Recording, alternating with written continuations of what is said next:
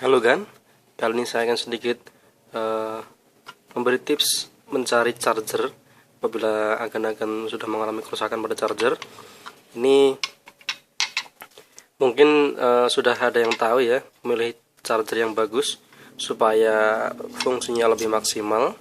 Jadi pertama, ketika membeli charger usahakan untuk membeli yang original.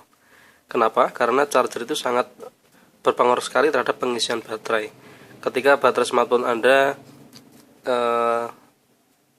ukurannya besar, jadi di atas 2500, mungkin 3000 atau 4000 mAh, ketika menggunakan charger yang abal-abal, itu tidak akan bisa penuh ya, jadi lama banget, bisa berjam-jam.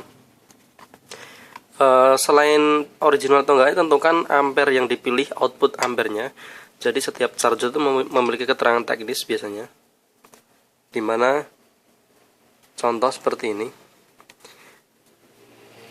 dia outputnya tertulis 2,0 ampere atau biasanya 2000 miliampere.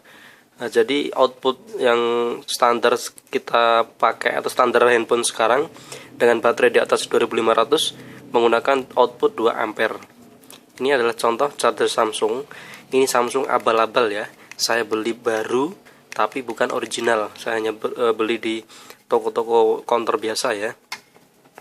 Kemudian yang ini adalah charger Xiaomi Mi Note, bawaan Mi Note milik saya.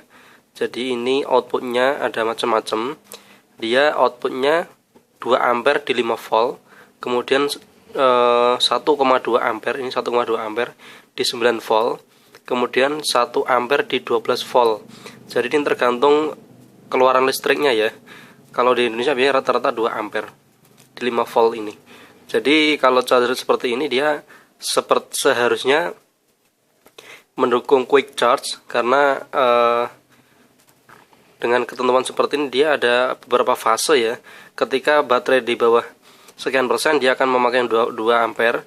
Ketika sudah di atas rata-rata 50% dia akan turun jadi 1,2 ampere, dan seterusnya. Ketika dia sudah di atas 75 ampere dia akan menjadi maksud saya ketika di atas 75% isi baterai tersebut dia akan berubah ke 1 ampere. Ini sangat bermanfaat sekali. Fungsinya apa? Ketika kita mencharge handphone dalam keadaan tidur, ini tidak berbahaya karena ampernya semakin ke atas semakin kecil. Jadi semakin baterai yang terisi dia akan semakin turun ampernya. Jadi kita tinggal tidur semalam penuh nggak masalah, karena beberapa handphone sekarang pun sudah dilengkapi dengan yang namanya auto cut. Jadi ketika baterai sudah terisi penuh dia akan otomatis memutus arus ya.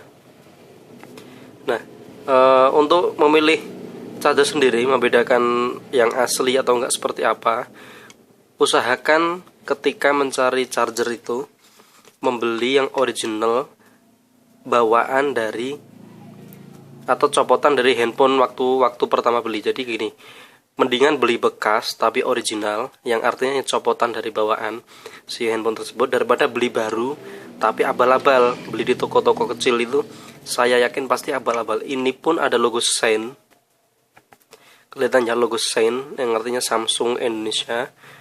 Ini pun tidak asli. Saya hanya beli seharga 35.000, mendapatkan charger dengan output 2 ampere.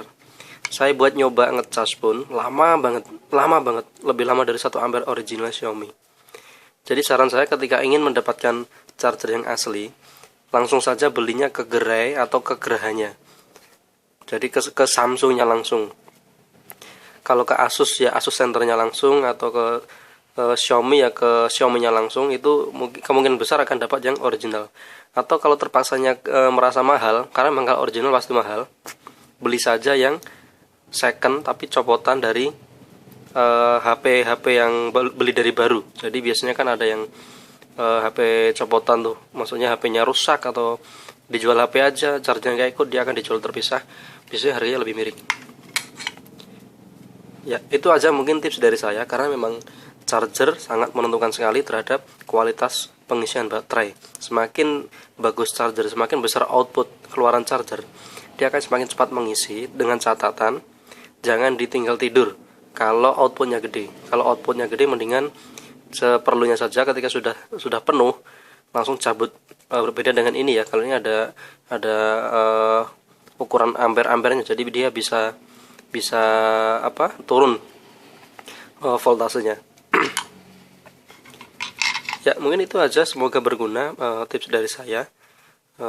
Dan juga usahakan kabelnya pun kabel original bawaan ya, karena kabelnya pun berpengaruh terhadap pengisian baterai tersebut.